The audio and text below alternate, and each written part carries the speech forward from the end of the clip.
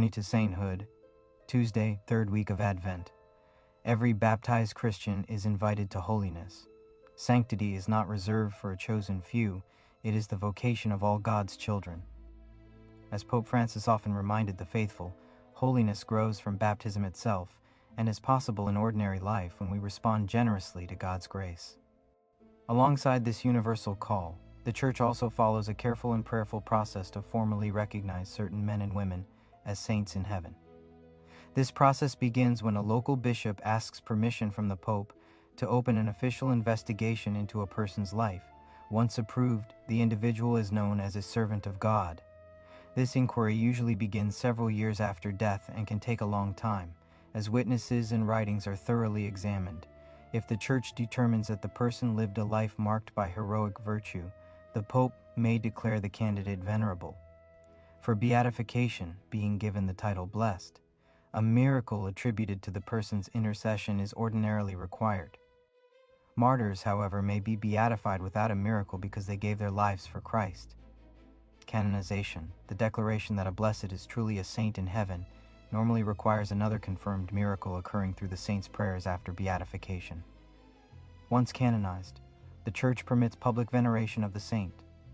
The faithful may honor their relics and confidently ask for their intercession before God. In recent years, many new saints and blesseds have been proclaimed, reminding us that holiness is not confined to the distant past.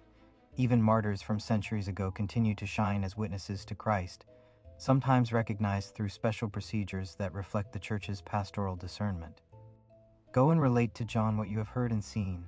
The blind see, the lame walk, the lepers are cleansed, the deaf hear, the dead rise again. The poor have the gospel preached to them. Matthew 11:4-5. John the Baptist may have struggled with uncertainty. He had proclaimed the coming of the Messiah with courage and clarity, yet now he sat in prison while Jesus' mission unfolded in unexpected ways. The kingdom John anticipated, marked by power and visible triumph, did not arrive as he imagined.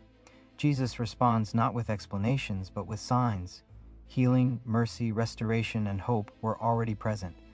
God's plan was advancing quietly but powerfully. At times, I too may wonder where God is amid suffering, loss, or confusion. Advent teaches me to wait with hope, to trust that God is at work even when fulfillment seems delayed. Like parents awaiting the birth of a child, I learn to rejoice in God's presence now while longing for the greater joy still to come. This patient hope strengthens me to endure present trials, confident that the kingdom of God is drawing near. Spend some quiet time with the Lord.